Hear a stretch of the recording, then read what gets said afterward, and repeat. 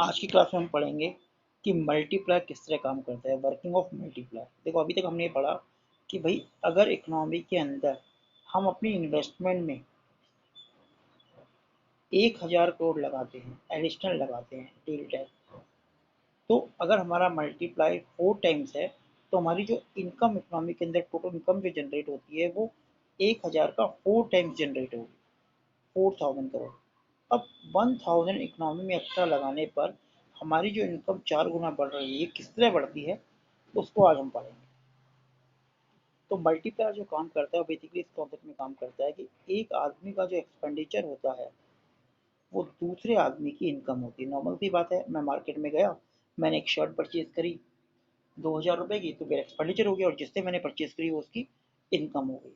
अब डिपेंड ये करता है कि मेरी इनकम में चेंज होने पर मैं उसका कितना पोर्शन खर्च करता हूँ, जो कि एमपीसी बताता है कि एक इकोनॉमी का एमपीसी कितना है। अगर एक इकोनॉमी का एमपीसी माना 90% है तो इसका मतलब क्या हुआ कि अगर एक आदमी की x% की इनकम में 1,000 का इंक्रीमेंट होता है, अगर उसकी इनकम 1,000 बढ़ती है तो इसका 900 रुपये वो खर्च करेगा, और जो 900 रुपये खर्च करेगा वो किसी दूसरे आदमी की इनकम होगी, वो उसका 810 रुपये खर्च करेगा जो कि इसका 90% बनता है। इस तरह ये इनकम जनरेट होती चली जाती है और मल्टीप्लाई भी इसी पर काम करता है, इसी फंडे पर काम करता है। देखिए एग्जाम्पल के थ्रू में एक्सप्लेन करते हैं। The working of multiplier is based on the fact that one person expenditure is another person income. When additional investment is made, जब additional investment इकोनॉमी के अंदर की जाती है, then income increase many time more than the increase in investment. इस example के through समझते हैं। Suppose an additional investment 100 crore delta is made in construction of flyover, एक फ्लाईओवर बना जिसपे गवर्नमेंट ने 100 करोड़ रुपये लगाए।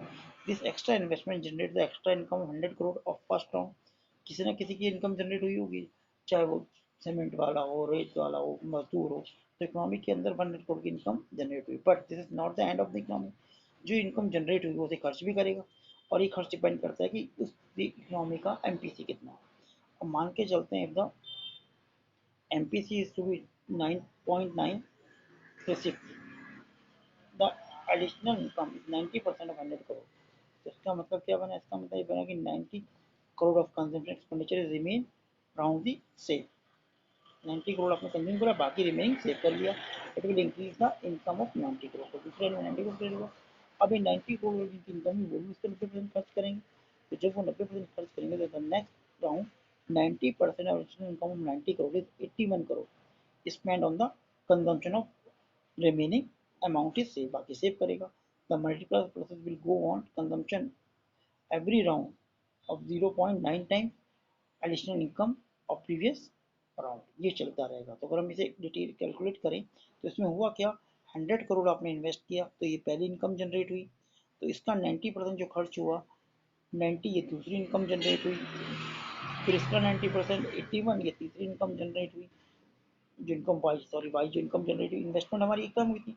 और ये कंटिन्यू चलता रहता है। किस पे डिपेंड करता है, कितना कंज्यूम कर रहा है, एमपीसी पे डिपेंड करता है। तो अगर हम इसको सॉल्व करें तो यहाँ पर हमारा एमपीसी कितना आता है, पहले हम वो कैलकुलेट करते हैं।